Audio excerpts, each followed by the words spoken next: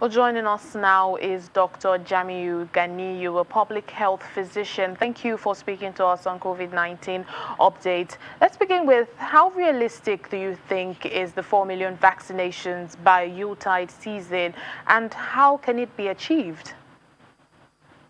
Well, thank you very much for that question. I think that is an ambitious statement and an ambitious target. You believe with me, agree with me that to achieve that depends on the availability of vaccine. I've also, you have to also agree with me with the fact that Nigeria depends on COVAX, the African Union and other donors. And for instance, the bulk of our vaccine is actually from COVAX, that is WHO, and our other partners. And COVAX depends on Serum Institute of India to get supply.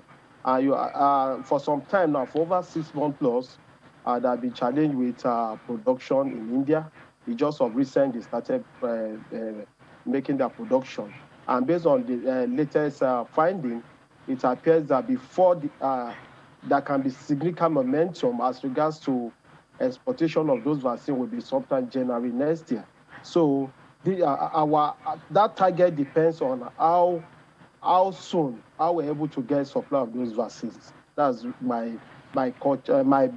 basic challenge on that aspect of that statement.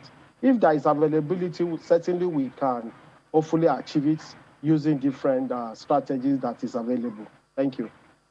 Well, speaking about vaccination, some people are complaining that they're told the AstraZeneca vaccine is finished and so they can't get a second jab. What should be done? What do you think should be done to, bridge this gap? What has happened to the vaccines? Yeah, I think the issue has to do with operational challenge. What I mean by that is that, for instance, a vial of AstraZeneca can accommodate about 10 doses. So expectedly, I will appreciate the fact that when maybe you have a vial, you have to reserve it for 5 people so that you can eat. I need 5 people, essentially, so that each of them can take two doses. But I'm so concerned with what you just said now that some people have false dose.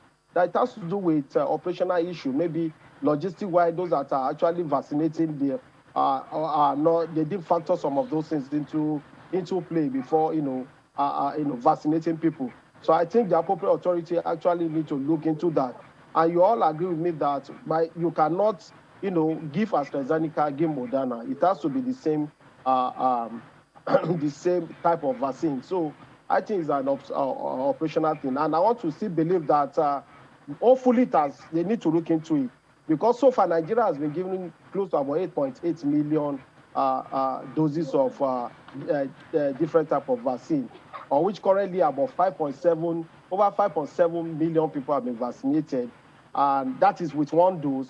Well, over 3.1 million people had their second complete doses. So I think they need to look into it. It could be a case of operational problem. The respective national primary care development agencies and national at the state level, they need to look into that, because I don't think is an encouraging or it's a welcome idea for people to have their first dose and are not able to get the second dose. Thank you.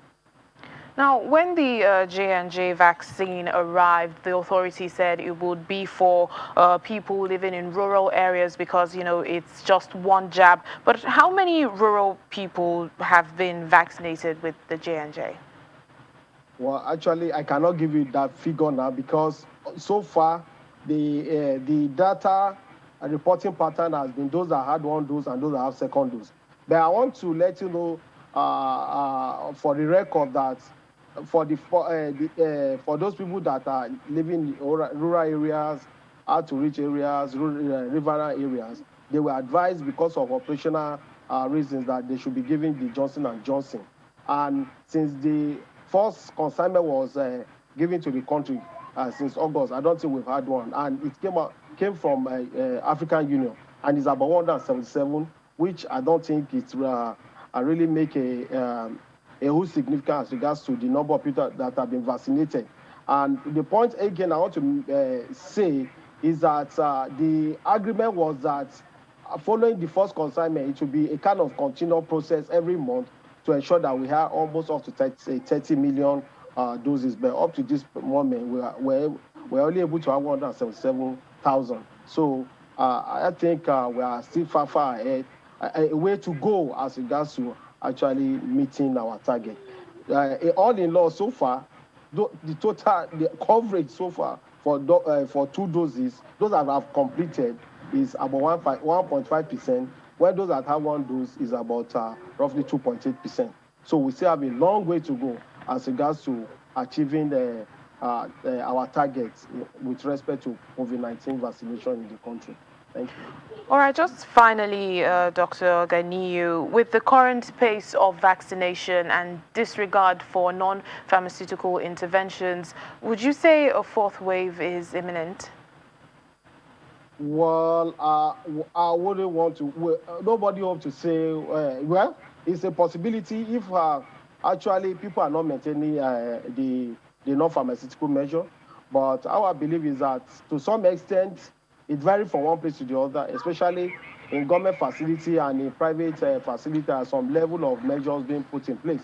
But actually, if you are to look at it in all, based on the people's behavior, people know the pattern of behavior in regards to the virus, is a possibility that we can still have a third. But the only thing we can do, since we are getting close to the Christmas period, New Year, government, we need to step our game to ensure, up our game to ensure that compliance is enforced, especially where places where we are, there is possibility of having mass gathering, and so especially in a place of worship, in marketplaces, in banks, and other outdoor activities. We just need to up our game to see how we can actually prevent the occurrence of such way. Thank you. All right, public health physician Dr. Jamiu Ganiyu, thank you for speaking to us. Thank you very much.